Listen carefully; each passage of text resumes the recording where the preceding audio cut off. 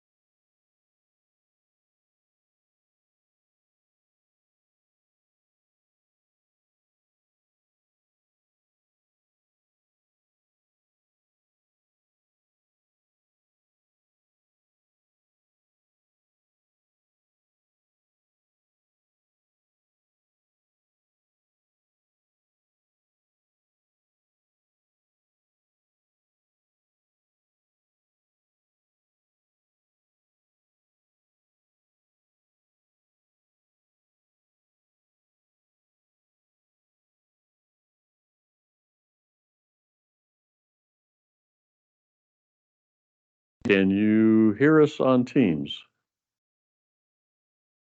Somebody add if you can.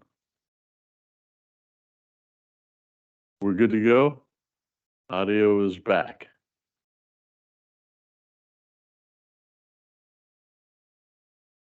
Oh, slide change. Okay. And it again, not spend a lot of time, but this just kind of goes to say is that taxes, Alaska did not willy-nilly change its taxes. Each time that a bill like ACES or SB 21 or ELF came in front of it, it had reasons why it wanted to do it. And a number of the credits that got instituted, things like the jackup rig for Cook Inlet, that was a very specific purpose. And so you can actually look and say, in hindsight, may not like the amount of money that was spent on exploration and the rest that generated the credits that the state then had to pay back, according to Lou. But you can't debate that you got exactly the activity that you wanted. Remember, I ended this morning saying every system has a bias. When you put this together, it had a bias for exploration. It had a bias for new players to come in. It had a bias to bring drilling activity into Cook Inlet. So yes, that happened. Now, was the amount of credits more than people thought? Was the activity more? Yes. What you got in the activity was exactly what you biased to cause. Again, we talked about this yesterday on the 1/3 split. You know, this seems to be talked about every time there's a tax bill.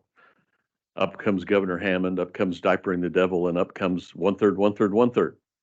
And just as we talked yesterday, the 1/3 is not on gross revenue. The 1/3 is on profit. what's sometimes referred as the net revenue. It's the after cost revenue generated by the development, the production, and the marketing of the oil and gas from Alaska. And as it says, it goes through in here, but if you actually look at it, as we talked about, if it's a 1/3 split on gross, then the oil companies would be paying you about $10 a barrel to be a producer in the state. And at 500,000 barrels a day, they're not going to be paying you $10 a barrel to be a producer. So that's just kind of a practical evidence that the 1/3 is not on a gross basis.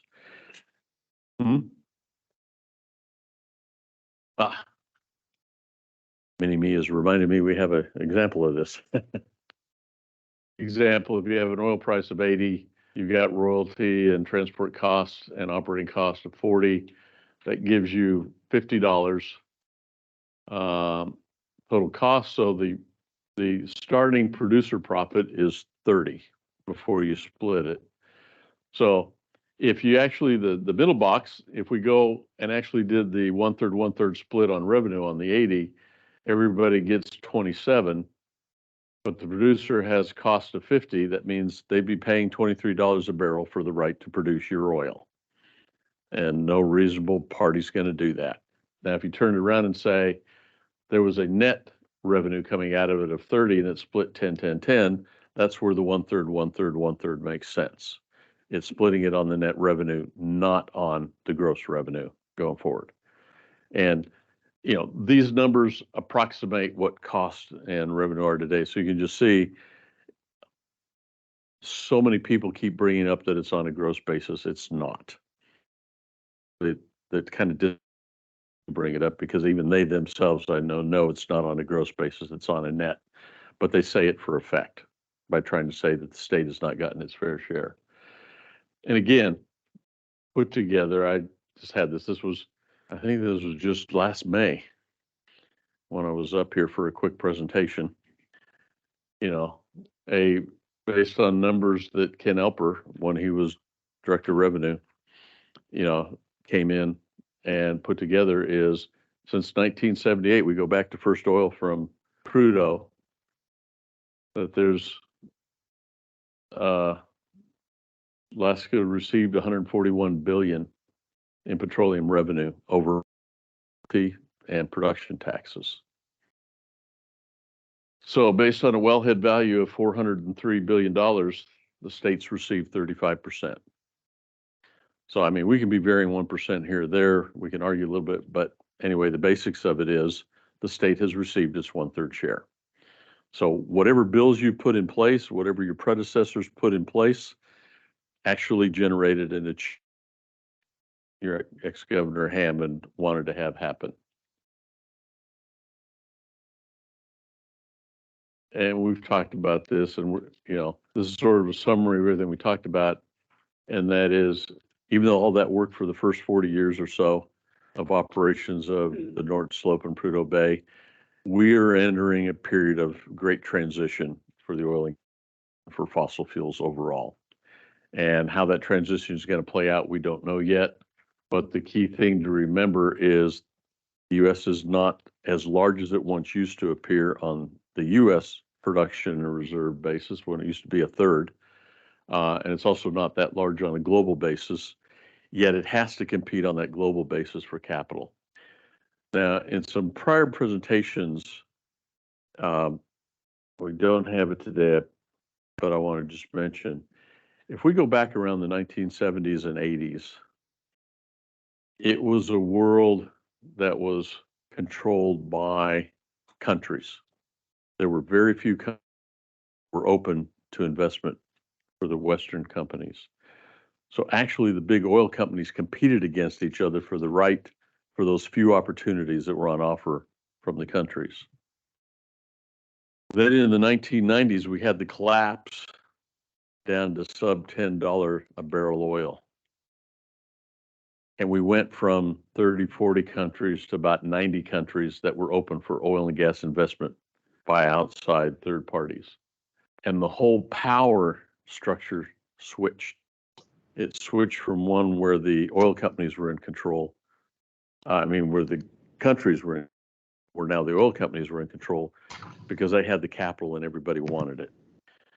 So if you actually go and start mapping the change terms and fiscal systems and the rest, you'll see that in the 1990s, things got much more favorable for the oil companies as each of these countries, they needed the investment. They were relying on the revenue that comes from oil and gas operations, and they needed to continue that revenue. Kind of sounds a bit like where Alaska is now on a short-term basis. For its budget, it's revenue short, and it can use revenue. So you'll see all these different things happening, and you can actually, if you sit down and take the time and look at how things have morphed over time and changed, but then look at what was the underlying issues that were happening. I call it in the general environment, the environment of fiscal, environment of geopolitical, the environment of a number of different things. You'll start to see that all the influences that different countries were under on how they design their fiscal systems. And so I bring that up because we're about to have some very different drivers than any of us have anticipated.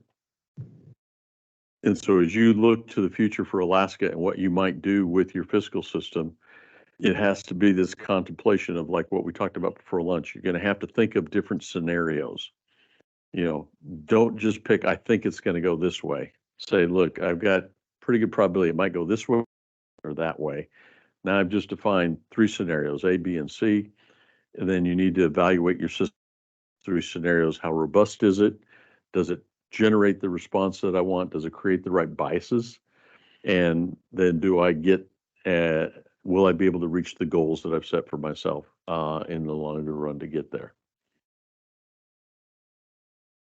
That's the end of our morning presentation. Now we'll move on to the afternoon, which is specific to Alaska.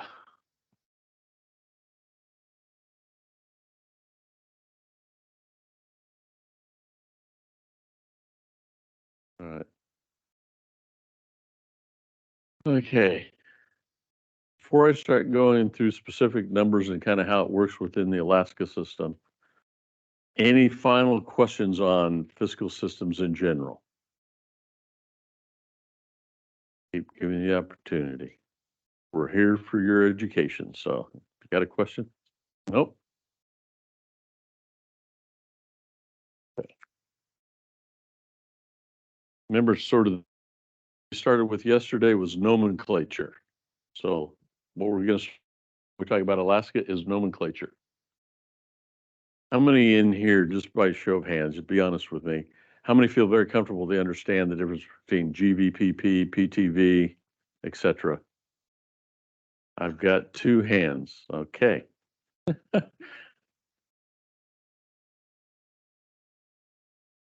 It's okay. This is why we're here, because we're going to help try and educate you on these various terms. So, in putting together and understanding how the calculations work here in Alaska, and basically in all the reports that DOR will then present to the legislature as part of their spring book, their fall book, and the showings of committees, is we have to remember all these pieces. So these are the main pieces to the Alaska system at the high level. It all starts down here on the West Coast, US. It all starts with ANSWC, which means Alaska North Slope West Coast, and that's the oil price. That's the price per barrel. That is a posted price that's out there. You can look it up. And I think within the state, the DNR on its side has it, the DOR on its site has it. And you can also find it on oilprice.com. You can find it on Oil Daily. There's a number of different places you can see this posted. I think what's interesting, I don't have the plot, but what's always an interesting plot is how does the movement in that price mirror the movement in West Texas or Brent, which are the two main market crudes being used in the world for pricing are Brent and West Texas. But you'll see sometimes there's a small difference between them, and other times there's quite a large difference between them. So we all start with, we pick up, and the whole thing starts with how many barrels came off the boat and at what price. And so that starts me off with a term sometimes referred as the overall gross revenue. So I know how many dollars I've got to deal with. From that, we have two pieces of transport that then get subtracted. We subtract off the cost of the ships and move it from Valdez to the market. And then we subtract the cost of taps. And that gets me to a value on the North Slope. Again, I guess I should have clarified. Taxes for Cook Inlet oil and for Cook Inlet gas are about as simple as they come. And so we're really not doing anything on that today. What we're doing is we're going over what the system is for North Slope. Now I said you got two components to transportation. For some fields, there might be three components. There are interfield pipelines. So for things like Cook Park and Prudhoe that fit kind of right on top of taps, you take something like Point Thompson. There's a pipeline between Point Thompson and getting to the TAPS pipeline. That is also part of the transportation piece that gets subtracted in trying to figure out what the GVPP, that's the gross value at the point of production.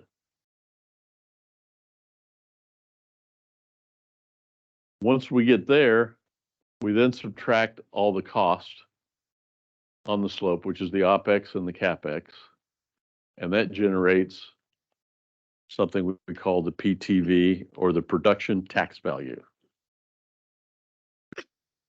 Okay, I'm seeing half the people glassed eyes over. Are we going okay? All right. It's just key because what you're going to see in any presentation, people are going to come up with GVPP, PTV, ANS West Coast, etc., and you need to know it.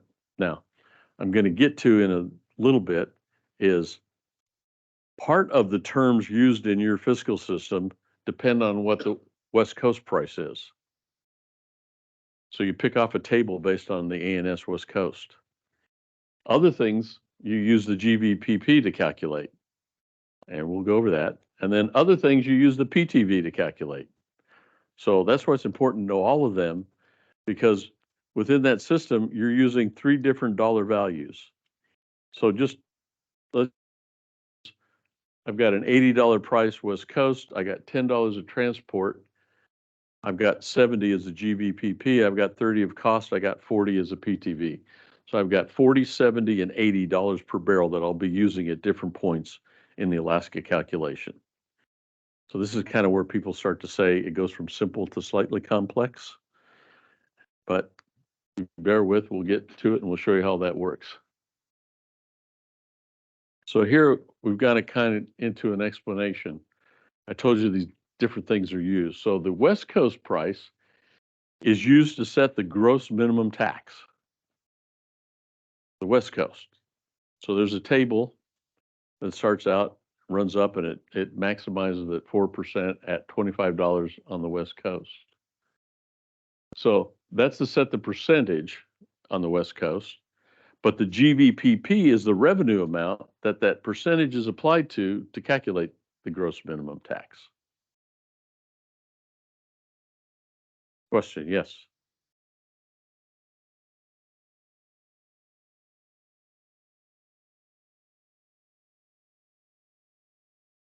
The question was, can you call the gross minimum tax a royalty? They are two different things, and we'll show you that. Question though, and that's a really good question, because we use the word talking about both of those because a royalty is a gross tax. However, it is not in the Alaska system the gross minimum tax. They're two separate things, and they happen at different timestamps in your tax system as well. But that's a really good question. So if we continue, we then use the production tax value times your tax rate, your base tax rate, to calculate the preliminary net tax. Not the final, but the preliminary. Then we go back to the GVPP, and on a table, you know, from 120 to 130, from 110 to 120, et cetera, to figure out what the per barrel credit applicable is. And then after we make this calculation of gross and net, we figure out which is the greater of, and that's what the tax that gets paid. It's the net is the greater, but now I can apply the per barrel credits. And we're going to get so confused because I got certain types of credits that can't take my tax below the gross minimum tax due. And I've got other types of credits that can pierce that floor and take the tax to zero. If you're getting you confused, this is why your system's called complex. So I've got ANS West Coast, I've got GVPP, I've got PTV. They're all being used to calculate different pieces of the tax system, but they all come together in one calculation in order to figure out how much tax is owed and due. GVR, gross value reduction.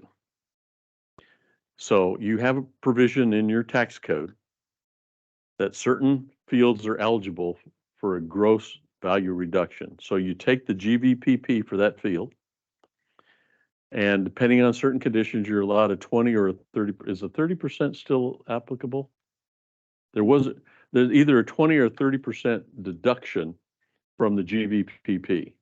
So I can reduce the GVPP. So you can see, then when I subtract my cost, that also lowers my PTV.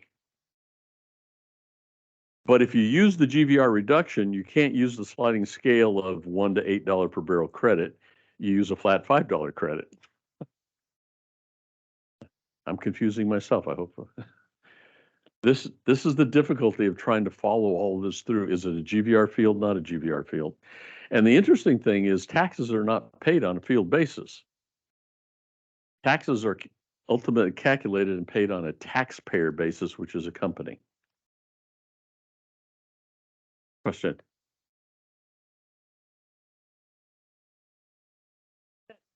Trying to incentivize. I'm looking to see what the GVR 20 to 30% is intended to, what behavior is it intending to incentivize? I'm gonna ask. Can Mike or Kevin? It's Okay. new, but was it a particular new field or any new field on the slope? Okay.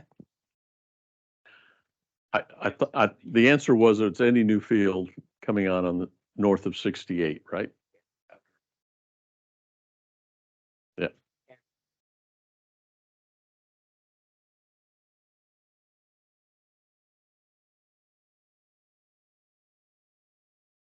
Royalty. That's what I thought. If they paid the 16% royalty, it was the 20, and if they paid the 1/8, the other way, 30. Can you use the mic? So just, I believe you want to think about Point Thompson, Willow, Pika, fields that are new development. Those would have, for a timeline, you would have this different calculation. Time, not indefinitely. And I think that defined had it something, if the price of the oil is over $75 a barrel on average for a period of 3 years, then the GVR goes away and it gets treated just like everything else. Okay. Have you ever seen a mixing board in a recording studio? Envision your tax system here. I have dials that adjust this, that, and the other, and it depends on what it works. But in the end, music comes out the other side. And that's sort of what you're making here. You have a mixing board with all these dials on it and all these different pieces that you can play with. And what's interesting is things like I went through that whole toolkit for fiscal systems, GVR wasn't on it. So it was actually an Alaska created incentive. It was a bias built in to try and get, along with the other exploration credits and the rest, to get new production coming in to keep taps flowing and to keep oil going down the pipe. Okay. Now's the time to ask questions before I start getting into numbers. Nope. Now we're going to start playing with another, like I said, we're going to keep feeding you some things, which is going to keep kind of blowing the brain. actually had my wife take a look at this and she went, are they going to really understand all this? I said, they have to. They are the stewards of this oil and gas for the state of Alaska. They need to understand this. And I said, they eventually get it. So we've got these reference points, West Coast, into the ship, off the North Slope, out of the well. We actually have two types of volumes. We have total barrels and we have royalty barrels, or after-tax barrels, which are the total barrels minus the royalty barrels. So when you see the calculations that are done, the tax calculations are done on the after royalty barrels.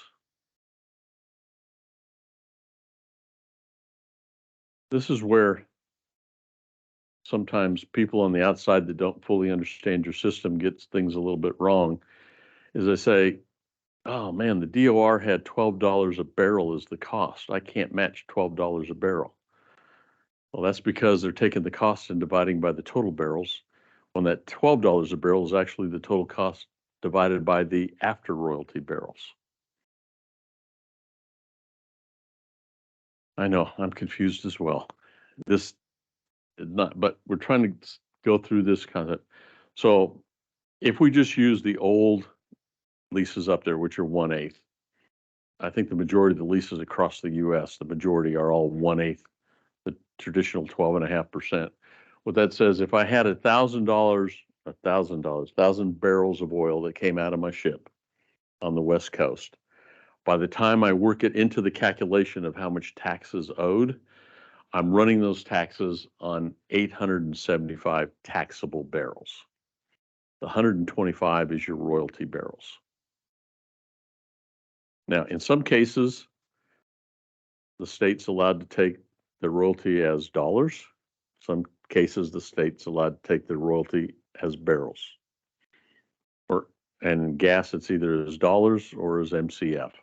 So there's some variations, and not only here, but in a lot of places in the world, governments really like to take the royalty in kind because they have domestic needs for that production going forward.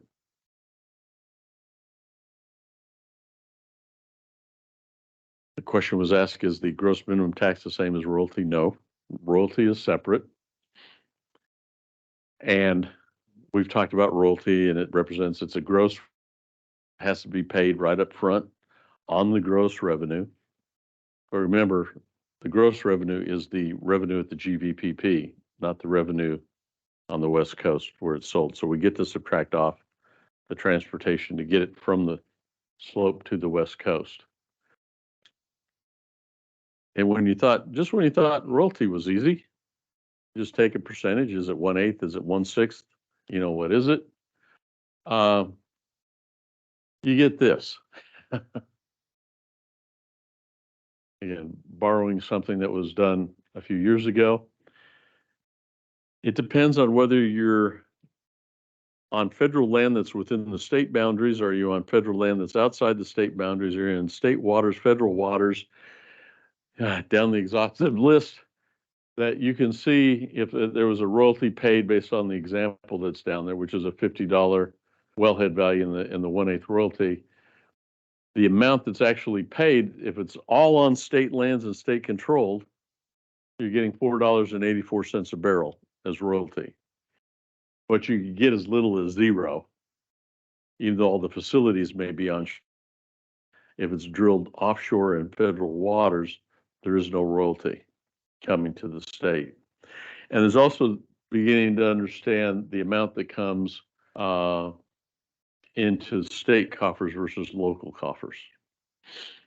And this chart was used a number of years ago, but we keep it in our material, not so that you look at the exact numbers and get hung up on, what an exact number says, because this is analysis in a point in time under a given number of conditions.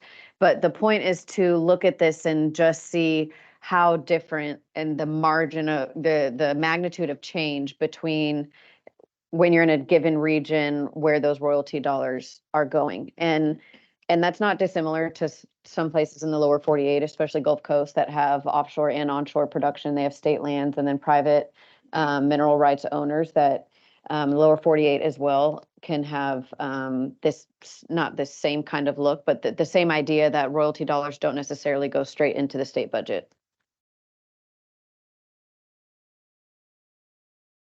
Okay. So this is now when you have certain new developments, you need to take a look at where that development is located. Where's that field actually located? And from which the oil or gas is being extracted.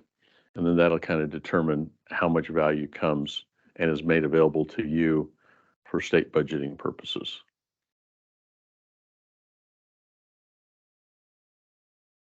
This is something we kind of put together. So it's a simplistic diagram to take what we just talked about with West Coast, the lease boundary GVPP, and then the PTV after cost. So we have a simple example here that's we have $60 West Coast price. We have $10 transportation gives me 50 at the GVPP, gives me 20 PTV. So you can see if I line up these grids, what it would suggest if I kept costs constant, that at $30 a barrel West Coast, $10 to transport it, it'd be 20 at the lease boundary, but I've got 30 in costs, that would be a minus 10. Or actually I zero out my break-even point is here at $40. And up here at 100, I'd be making $60 a barrel profit if I kept everything constant. Remember what we talked about constant, that's not what. Where's the second? It what?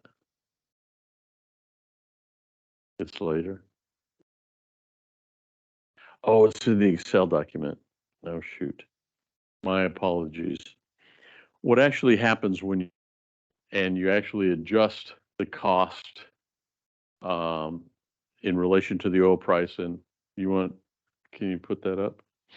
What we want to show is that when you actually do it and you adjust the costs that go with it, I forgot we took it out and put it in the model, is your break-even point isn't 40. The break-even point actually moves down. And when you get to 90 or $100 a barrel, you're not making $60 a barrel profit to where you think as a state, I should be getting 1/3 of that. I should be getting $20 a barrel. There's actually not $60 profit there when you get up to that price. That these scales are not exactly increments of 10 that you just slide. They get bigger and shorter based on the relationship that you have between cost and oil, which we talked about. There you go. You want to? This was originally in like 10 slides and we said, forget that, let's condense it and just throw it into Excel. So on the top in this box, you can see these are the same ANS West Coast price points that were on the previous slide. So the top line you see there's $30, $40, $50, all the way up to $100. And you can see that the taps and tariff 10 stays the same all the way across. And then you can see your OPEX, CAPEX, your costs stay $30 all the way across. And so that's where we see those same numbers from the slide at a $30 ANS West Coast price. At these costs held constant across the board, we're ending up with a negative 10 PTV. And on the high end at the $100 with the same $40 cost structure, we are ending with a $60 PTV. And what we've been harping on is that costs do not stay the same as price fluctuates. So just for modeling purposes, we've maintained our base case here at $60, and we've said at that $60 price point, taps and tariff are $10 and OPEX and CAPEX are $30. So that's that blue box. We've maintained that the same. Now, we have now moved the taps and tariff costs up and down as price goes up and down, and we've moved the OPEX and CAPEX up and down. And please don't take these numbers and say, well, this is the magnitude of change. You know, for $1, you get $1. This is just for modeling purposes. So you can see that actually, if you move costs with price, as we go down to this $30 range, we're no longer at -10, we're at a -1. So your PTV doesn't fall as far because your costs aren't as big. And when we move over to this side at the $100, well, we know that the costs at $100 are higher than $60. So we know that up in that top thing, top box, excuse me, that 60 PTV is false because those costs are actually bigger. So as those costs get bigger because price grew from 60 to 100, so then the costs grew from 40 to 52, then we're left with this $48 PTV. So when we're looking at the numbers in these boxes and we say, oh, 60 to 48, it doesn't look that big, right? But when you have almost 500,000 barrels per day moving through taps and you have a change like this, and then you're saying, okay, at these $500,000 per day with this couple cents difference or the couple dollars difference, then it's really big. So when we look at this, and the title of our slide, I think, was All Barrels Are Not the Same. The value of those barrels at the West Coast price, which is the biggest number possible, is not the same as the GVPP number after transport. It's not the same as the PTV number after cost. So if you are going to apply a tax to one of these numbers, you're going to get three very different outcomes depending on if you apply a tax to an ANS West Coast per barrel price, a GVPP per barrel price, or a PTV per barrel price. And as you're looking at your tax system, you're possibly looking at bills that come before you. If somebody wants to make a change to that tax system, this is why we're saying the modeling matters. Because if you get a piece of paper in front of you that says, you know, over the next 5 years, it should generate 500 million extra dollars in tax revenue, but someone ran their model like the top box, we know that those aren't true outcomes. If someone ran the model with varying costs and varied scenarios like we've been talking about today, then you're looking at something that has results that are commensurate with, you know, that bottom model where costs have moved with price, and we're looking at multiple scenarios and we have a better idea of really what this could look like. So the point of this really is to say, understand these different points in your tax system. And when you're talking about gross taxes or net taxes, understand at which section are they being taxed. And if a bill comes before you or someone is recommending a change or a difference, look at that and say, but where are they recommending the change? And why does that matter? And what's that magnitude of difference? Help you with perspective. Our little example at $100 a barrel, there's a $12 a barrel difference in the PTV. That's a $6 million a day. That's $180 million a month. That's $2+ billion a year. So that little difference, that little correction for the fact that costs change when price change makes a $2 billion difference in the evaluation of an annual. Putting together a projection of what you think the annual state revenue is going to be, you could be $2 billion off of the PTV. And then depending on what you think and how you apply your fiscal system to it, you could be several $100 million off on what you think of the revenue that you actually get versus what you expected to get. And that's why this becomes so important. So when you start looking, you have, when you're applying and you're trying to create the bias or you're trying to create the outcome that you want, that the numbers resemble as close to real as opposed to just artificially making a simple economic analysis. That's the whole process of wanting to show you this. And the last thing, and the reason we wanted to bring up, can we go back to the slide now?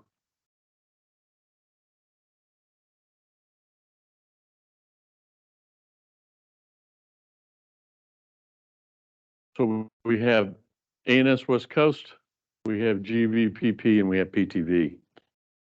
A lot of arguments being made. I've seen a lot of stuff in the paper and in blogs where the people that are commenting mix up those three prices. As we just said, if we're using my example here of 60, 50, and 20, you know, there were people that said at $90 a barrel, ACES did this. Actually, at $90 a barrel, ACES didn't do that because the ACES tax wasn't based on the price of the oil in the market. The ACES tax was applied to the PTV, which is very different than the ANS West Coast. So a lot of those commentaries, a lot of the analysis that was done incorrectly because they were assuming that PTV and ANS West Coast were interchangeable. They're not. And that's just one example of how this can come in. So the other thing is to be very, very careful when people come in. I've even seen this when the public comments. This is hard enough for me to understand, and I do this for a living. getting you to understand the difference between PTV, GVPP, ANS West Coast, this one for gross, that one for net, this one for credits, that one for non-credits, is hard enough. Getting the general public to understand it is more difficult too. But if you ever find yourself in the process of doing that, it's going to be very good to have whatever presentation is made to you, to have a little primer reminder, go back and you have this little reminder, here's what the things are, here's how it works, and then here are the 3 different prices. And depending on what you're talking about, make sure you talk using the right price. If not, we get very false comparisons being made, and that happens a lot.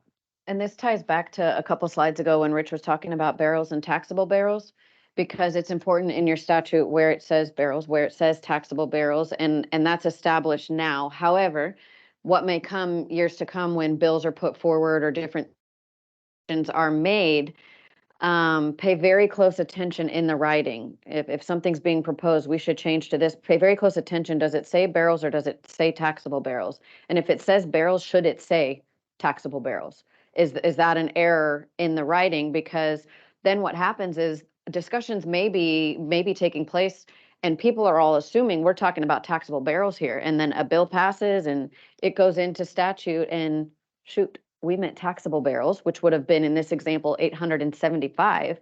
Yet the way this was written and the way this has gone into statute is on barrels. And now we're talking about all 1,000 and we didn't mean that. So these calculations become very important in the way not only this is modeled and looked at, but also the way it goes into statute and how it's analyzed in that process.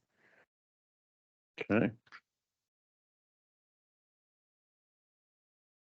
Now we're going to go through how does this all then apply to an example set of numbers so you can kind of see how this flows through the Alaska system. So we're going to kind of do this twice. This section of slides goes through everything in words, and then we go through it again with numerical examples. So you're going to kind of get this twice.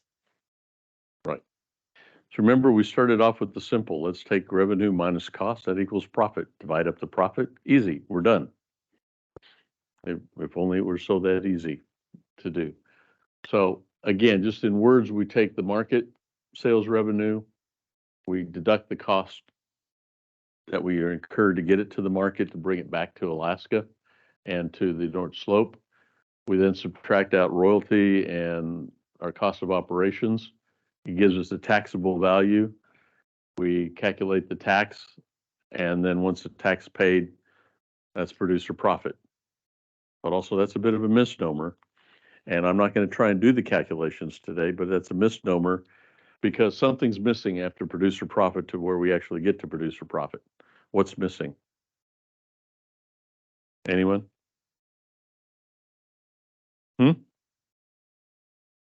Well, what you're missing is the corporate income tax, state and federal.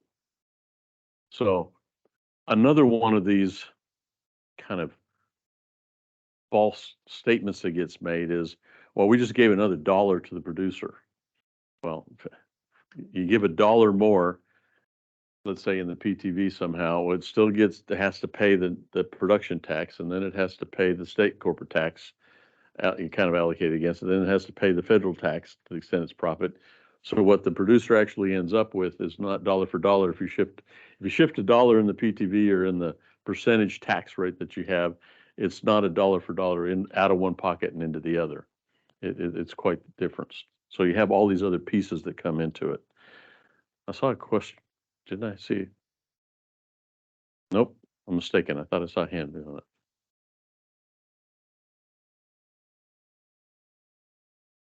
So again, we did it in words. So almost all regimes share the value at the lease. Remember I said back in the 1980s, the price of things got decontrolled from set prices at the well, and then the market paid a well price plus the cost to get it to the market.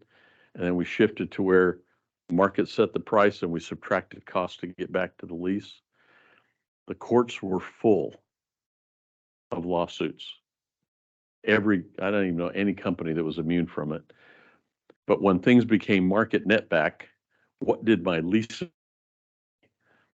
Some suggest that it meant that whatever you sold it for in the market where you ultimately sold it is the price upon which severance or royalty or whatnot got paid. Others said, no, the intent was always it's what it was at the well is what it get paid on. So when I say up here, most regimes levy the tax at the lease level or the unit level. There are some that levy tax at the price it leaves the country or at the price of the market, although those are few and far between. There are still some out there, but almost everybody levies at the lease as you're doing here because you're levying the tax on the PTV, which is the lease value after cost. But here's again where some of the nuances and the complexity come in. We just briefly mentioned this yesterday. Once we all determine, okay, we're going to take a net back and we're going to tax at the lease. So you sold it at the market. Okay, did you get market price? How do we judge whether or not the price you received was actually the market price? How do we know you didn't sell it at a discount to that company A sold it to company B's refinery at a discount because then company B sells oil at a discount to company A's refinery in another location? That has happened before. And so you put in these protections to make sure that there's no trade-offs, that when it's being sold at market, that you're getting market price. Well, then you come into play, then you have to determine, and your regulations and legislation goes through how you determine what a market price is. Then you also have to, is it arm's length or non-arm's length? So was it me selling to you or was it you selling to your husband or your son or your daughter? You know, non-arm's length is you're selling it between related parties. Arm's length means it's two different parties. Well, then legally you get into the definition, what's an affiliate? Do I have to have controlling interest? Do I have to have interest more than 10%, more than 25, more than 51? You get into all sorts of issues. So if you wonder how something that's simple of revenue minus cost equals profit, apply a tax, starts to become a bit more difficult, is because these are these issues that come up where you say, ooh, $1 million siphoned off here. Ooh, another $2 million siphoned off here, or potentially get siphoned off here. And so then you have to come up and you have to start looking at all these different things. So then now that we've determined the market value, we've got all these rules on how market price is set. And in the absence of a third party, an affiliated sale, how that price is set. Now we need to get the cost for shipping. You get the same issues. Who owned the ship? Or who contracted the ship? Who did you pay the tariff for that ship to? Same thing on taps. Was the entity that you shipped through an affiliated entity or not? How do we know what a fair price is to have been paid per barrel for the shipping and to be paid per barrel for use of the pipeline? So you continue to get all these different items that come into play when putting this together and actually executing it. So now we got the value at the lease, and that value at the lease becomes our GVPP, or our gross value at the point of production, on slide 17, less the royalty. And again, we talked about this table that wherever that oil is located determines what degree of royalty you get to subtract in the Alaska production tax calculation. And again, those aren't today numbers. Don't quote them. They were at a point in time and it's representative of the magnitude of change between them and the different options. Then we subtract cost of operations. And that always comes into play. Was that a reasonable and legitimate cost that was incurred? With non-deductible cost here in Alaska. Most places have a few costs that are non-deductible for calculating the tax. You have a whole list of them. And then you get into this definition of not direct. I mean, most people, the contract only allows direct costs to be, and everything else is overhead. And overhead is limited to X% of the direct cost. That's how a lot of contracts.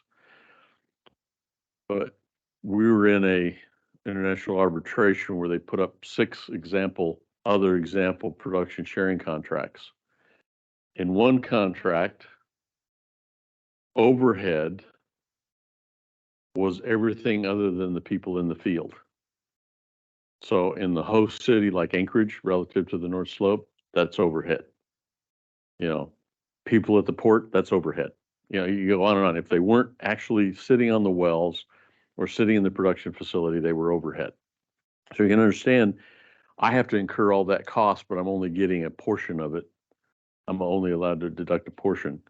In other regimes, Alaska is an example, simple one. People on the North Slope are direct. People in Anchorage are direct.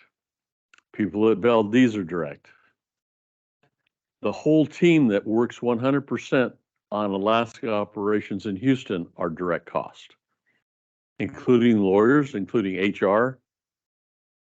And why is that? Because in some countries, you can't, there's two reasons for that. In some of those countries, you can't actually export the software that you're using, and you need your specialty software, and it's forbidden for you to take it to a country that it's not licensed to be in. And so a lot of times you'll have the geologists, the geophysicists, the reservoir engineers all sitting in a country where they can use that software. But the other reason is the expat cost. If I take him into that country, that salary becomes 4 or 5 times, the cost becomes 4 or 5 times their salary and bonus. Just to say, back in the old days when I was in London, my salary and bonus was 120. My total cost on my W-2 was $580,000. That's what the host country had to pick up, and that's what became deductible in the host country. So why certain costs become overhead and certain costs become direct, but there's not one definition in the industry. And again, why do they have these variations? They all had drivers that they wanted to meet in order to come up with this definition, this change. So when you're comparing and doing your calculations for Alaska, there's no industry standard. You have to look at the totality of the legislation and the regulations as to what Alaska allows to be a direct cost, and then what Alaska classifies as overhead. Idea of what's allowed or not allowed, deductible, not deductible, overhead, not overhead. Remember in the examples we were just showing in the Excel, we had sort of a base case that was $60 ANS West Coast price and $30 CapEx and OpEx that we were working with. Those kinds of scenarios then, for example, could actually on the books of the oil and gas companies, that's not a $30 cost structure. That may be a $33 or a $34 cost structure because there are $3 or $4, for example's sake, per barrel that are not allowed in the Alaska tax system. So as you guys are looking at things and you're running numbers and saying, oh, this looks really great for them, or we think their IRR might really, be good under this scenario, there are a list of things that are required for them to have in place for operations that are not allowed to be counted in your system. So their economics will always be, quote, worse than the lens that you're looking from based on your tax system because it's not the same. And so we go through all the rules on which costs are allowed and when they're allowed to be deducted. You pull them in, that becomes your cost of operations, which then gets us to the taxable value or the PTV. One thing, if you want to go over We this. have a quick moment of housekeeping on this is in your packet, slide 19. So if you have a packet in front of you, please take your pen, flip to slide 18 and put a giant X through it. That is the slide that originally said the state has established 7 ring fences, and I think there's A through whatever letter is number 7. And that has some outdated information that is not perfect for today. So please scratch that out and do not use that going forward. And this is our new slide 18. Mistake. Yeah, well, I shouldn't There are say our still ring mistake. That was fences, Christina's just mistake. not the number of ring fences there used to be. So now that you're at the PTV, you've calculated that. Now you need to do the greater of tax calculation. So now you go to the West Coast price and then go to the table and figure out what your gross minimum tax rate is. And if it's above $25 a barrel, then it's a 4%. So almost all scenarios, you'll see 4% used as the gross tax rate. You then go to the GBPP, 4% tax, and that becomes the gross minimum tax. You then go to the PTV, and you apply the 35% base tax that you have here. And you then compare that 35% on PTV to the 4% on the GVPP, and the preliminary tax becomes the greater of those two. You then, from the PTV, now we're assuming these are all non-GVR fields, so no GVR. You would then apply, based on the price, the applicable zero. If it is GVR, then you have to reduce the GVPP by 20% and then apply the $5 a barrel credit. When you look at that net calculation, credits, if you're using the sliding scale of 0 to 8, you can use the credits all the way down to the point of the minimum tax. Hard floor. And even though you may have been allowed, let's say, $8 a barrel, but you only needed $4 a barrel to get down to the floor, those other $4 in credits, they're gone.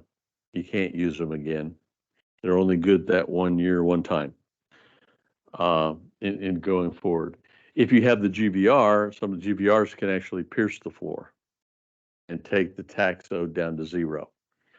But some clear a few years ago is you can't use the credits to take your tax below 0 to where then you tax credit owed into future years. So you can only use credits that go down to the floor. There. And this includes, the credits that you get. I think a lot of the tax code has been rewritten that you cannot take credits to take your tax below the minimum, the gross minimum. And the real key there was the state wanted to make sure that it had at least a modicum amount coming in each and every year for operations. And earlier on if royalty was the gross tax.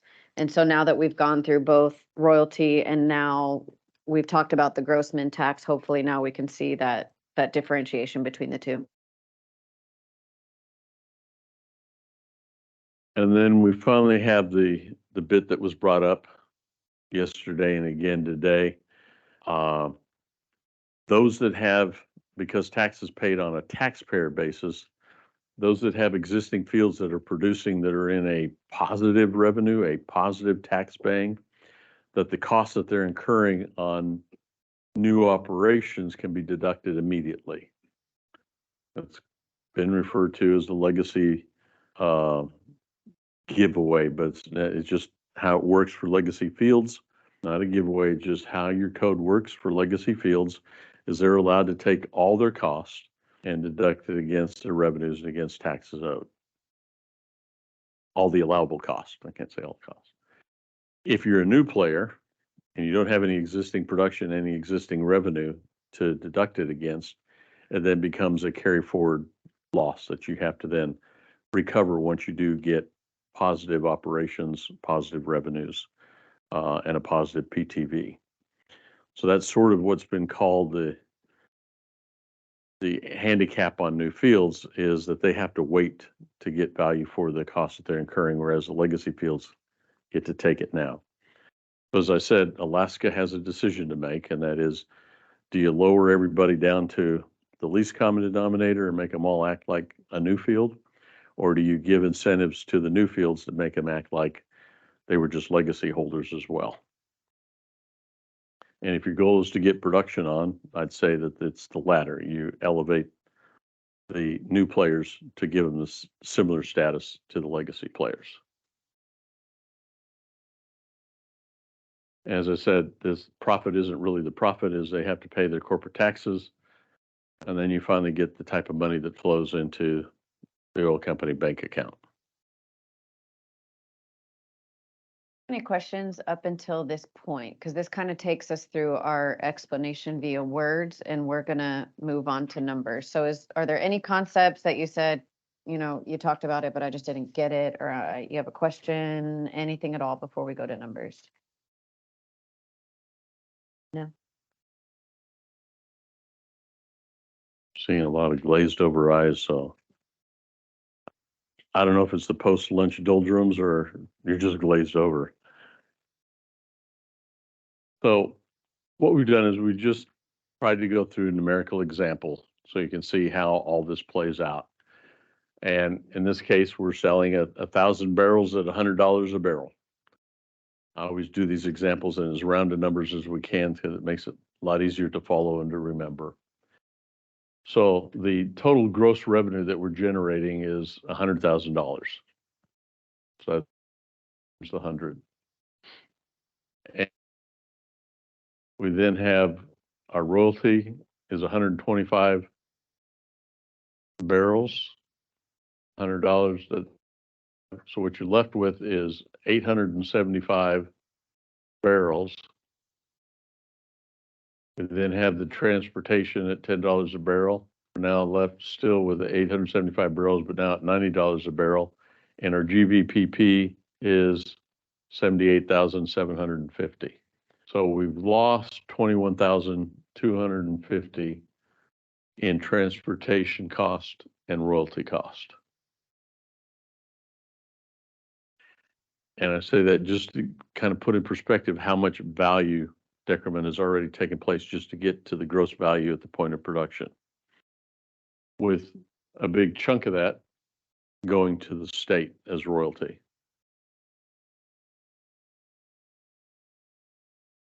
The next thing that we do is to calculate the production tax value. And remember, we subtract lease operating costs. So we have current year period operating costs, we have current period capital costs. And if there were carry forward losses, this is where we would bring them into the equation. As you can see, we're running with just a simple even $15 per barrel is OPEX and $15 per barrel is CAPEX. And so what that does is says, now I've got 875 barrels that to me has a tax value of only $60 a barrel. So we've gone from 1,000 at 100, we're down to 875 at 60, or my production tax value at 52.5 in this example is just slightly more than 1/2 of the gross value in the market that we talked about. We started off at 100,000, we're now down to 52.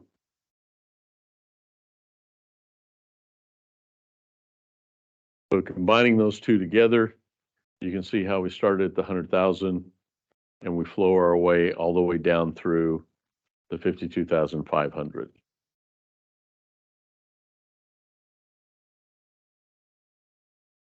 So now we're going to take a look at the taxes that are owed.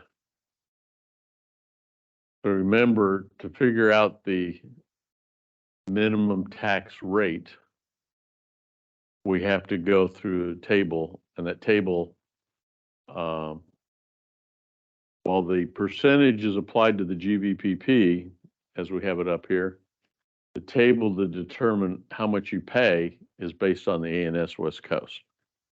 And in this case, as we said, anything over 25 is 4%. And almost everything that you've done, I guess, except that 1 month here during COVID or whatever, when the price of oil went negative, you're above 25 and you're going to be paying at 4%. Okay. So this is the gross minimum tax. And then we'll also then calculate the net, because we're going to compare the two. So we're at the 875.60, the PTV, we apply the 35, we get the 18,375.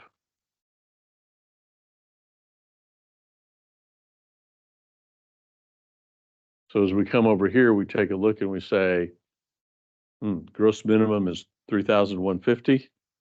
The net tax at 35 is 18,375. So the tax owed is the greater of. So as I look at those two values, what it tells me is the tax that's going to be owed is going to be the net tax versus the gross. But I've got one more step.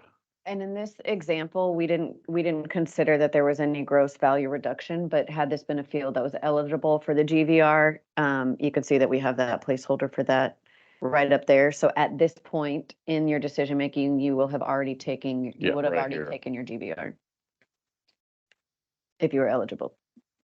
So at the price that we had, if we go to your sliding scale per barrel credits, this is eligible as a non-GVR field for $6 a barrel.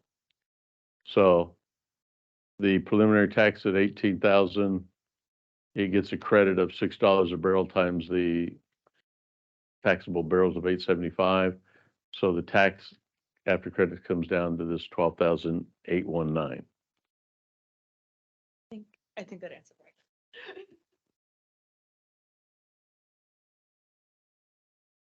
right. Okay.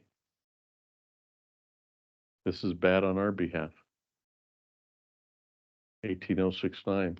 You changed the numbers in the model from 18375. I do apologize. Because it says the net tax after credits is 13,125.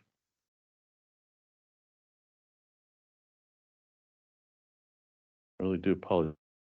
You see that difference there, Chris? We submit the change to Lauren to the slide deck. I'll fix that and then you guys can have the copy with the correct numbers. And so then we just say the last in the order of operations, there would be corporate income taxes paid to get down to what actually the producer share is. You know, there's rules of thumbs that are used as to what percentage to use for state corporate tax and the federal corporate tax, but between the two, you know, you're somewhere in the 25 to 30% range. So you're taking roughly another 10,000 off of that. So in this example, there after CIT would be somewhere around plus or minus the 20,000. And if we go back, the state share is a combination of this 13,000 and let me go back. It's 13,000 and this 8. So it's almost 22,000 is the state share in this calculation. And roughly after all the taxes paid, the producer share is about 20,000. So the state is ending up slightly more than the producer in this calculation.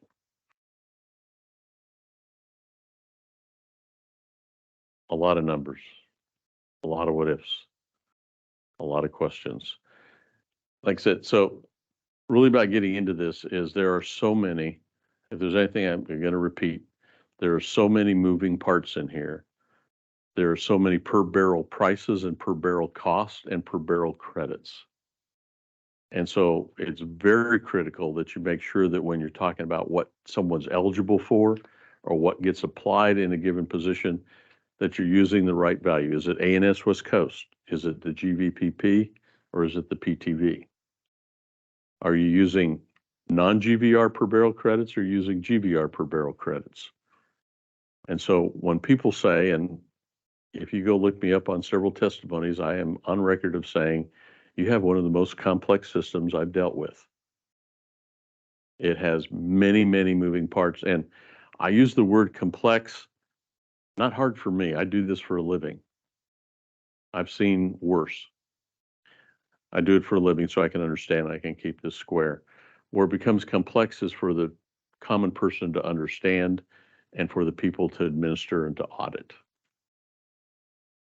Better with time, as we've noted, you know, audit times have gotten less as we haven't changed the code in a while here, so people have gotten used to it. But you can see how easily you can fall into traps. You can see how easy the messaging, whether you're the oil company or whether you're the legislature, where the messaging can get quite difficult because people are taking your numbers, and if you aren't careful about what per barrel you're talking about, you can get very, very different pictures.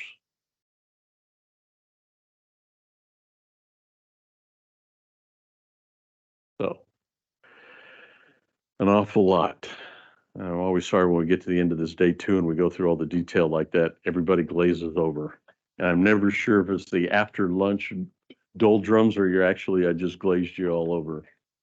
So we had, the representative actually told me this morning, it's at least 7 times exposure before, we retain something. So I know some of you guys have been in this class a lot, or you've heard it a lot, maybe not 7 times. So, I'm looking at this file from the DOR, it's from Dan Stickle from testimony, and the file name is DOR Order of Operations, HFIN, House Finance, 3/3/2021. And that was a testimony that Dan Stickle gave, I guess, in House Finance, where he went through order of operations. And it was a long testimony, much longer than kind of the run through that we just did. And so if you feel like I need to hear this again and again and again and again and again, that is something that you could definitely listen to and follow along with his slides, which goes kind of in the same order, obviously, that we did. And he uses the current budget year numbers, so you can relate it to what was actually going on at the time. I'm sorry? The hearing date? That was 3/3/2021. Okay. Every March. Yeah, So this specific one we were looking at was in House Finance, March 3rd of 2021 was the file that we were looking at. But like Mike's saying, he does it every spring. So I think that that's a great resource as well. so, yeah, so a little Late bit of, February or early March, Mike's saying. little bit what we tried to do here was to, in one sense, we want to get you an idea of just what this world of, call it petroleum fiscal systems is, just how much there is to it if you want it to be, how many different tools you have at your disposal, and the different things that you can do, and what tools did you as the state use up until this point. Again, emphasizing a lot of these questions about, did I incentivize the right thing? What bias does my system have? Is my bias leading me toward where I want to go? And I'm always going to come up with the question, where do you want to go? And, our continual testimony has been for years, the state needs an energy plan. If I can't impart anything else from this in the 2 days, with the transition that's coming and is en route right now of the move toward renewable, the move toward sustainable, that is going to have a significant impact on oil and gas. What that is, I don't know, but it's going to have a significant one. And the more you can understand about what you have as far as oil and gas assets, what you have as far as your fiscal system, that when you see the change come, you'll be much more prepared to make any well-informed changes, should you choose to do so. We also want to reiterate, we're here the rest of the afternoon. We're here through Friday. We're giving a little speech on Thursday morning at the AOGA conference. But other than that, to the extent that you all would wish to sit down one-on-one or as a small group with us and go through and ask some questions or gain some clarity after you've been able to go home and think about it and clear your head, we're available. Just coordinate through Lauren. Well, and we'll be here right now, as said, like, whoa, we just finished and we went through that really fast, and can we run through it a few more times, or can we do this slower or something like that? Like, please feel free, stick around, come and let us know if you need to go through it 2, 3, 4 more times, or you want to be able to digest a bit more. We'll be here for a bit, so take advantage of that, please. Okay. Any last questions anybody's got for right now for the group? I do. So now that we've gone through the numbers, complex it is, I want to go back to the question that I asked just before we ended the last session and say, what is the takeaway that we should see with our system as to what its bias is towards? The complexity, you said that the administrators and the auditors, it makes it complex for them to do their job. But from a legislator's point of view and from a owner state's point of view, the representatives of the people, it is also very hard for us to see where we are and where we're not. When are we leaving money on the table and when we're not? The complexity kind of hides that. So can you help us understand how are we biased right now? What are we biased towards? Is it towards incentivizing production? What's the bias towards?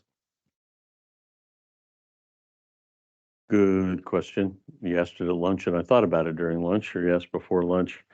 I have to say that I've looked at some systems where I can see a clear bias. I don't see a, with the removal of exploration credits, removal of drilling credits, removal of this, that, and the other, you've sort of taken away what used to be a bias in your system toward bringing new fields and new production on stream.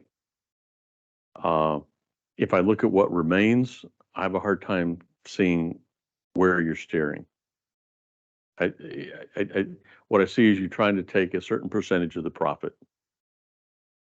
I don't see you disincentivizing things. I don't see you incentivizing things clearly, other than the action of taxing profits from the extraction of mineral resources. I really don't. Thank you. Other questions? If not, you all been good. You get to go home early. Or others, you get to go back to work. And it doesn't sound like we have any questions online.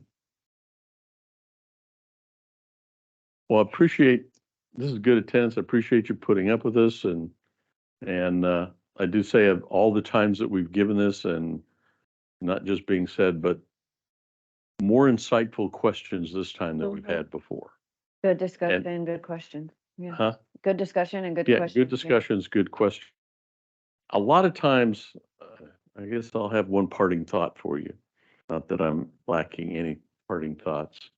And that is, all too often, everything comes to you in front of a committee. Mm. Committee process is not conducive to dialogue. And if I'd have a suggestion is, you can grab people with experience, people like us. And if you had us in a room for a 1 hour, 2 hour conversation, you'd actually get a whole lot more out of it than you would having a prepared presentation and put in front of a committee with the limitations that the committee has on the dialogue. If you're really looking to do something significant, if change starts to really come upon you, based on this transition to renewables and sustainable, is you need more open just dialogue back and forth, brainstorming on a whiteboard, than you need presentations in a committee. Well, thank you, Rich and Christina, for coming in and joining us today. It's been Yeah. Thank you. it's been enlightening and much needed. And I can testify to that by the number of people who have showed up in person and those that are online. It is a subject that means a lot to us and is a big question mark in many of our minds. So thank you for coming and participating with us today. Yeah, Appreciate thanks for it. having us. We appreciate it. And I think that a goal that Rich and I have is just to sort of open doors, open minds, and open dialogue. So if nothing else, we hope that we gave you guys some food for thought. We gave you guys some tools to ask some good questions going forward. And we're available a number of the week before we head out Friday night. So if you'd like to meet or you have any questions, work through Lauren, please, and we can meet up. And just for the record, let everybody online and here know that these meetings have been recorded. So if you don't already have a copy of the recordings from yesterday and you want these, just reach out to our office, my office, and we'll make sure you can get the recordings if you want to go back and spend a Saturday running through this. So, all right. If there aren't any last questions, then I will say thank you for attending and have a good rest of your week.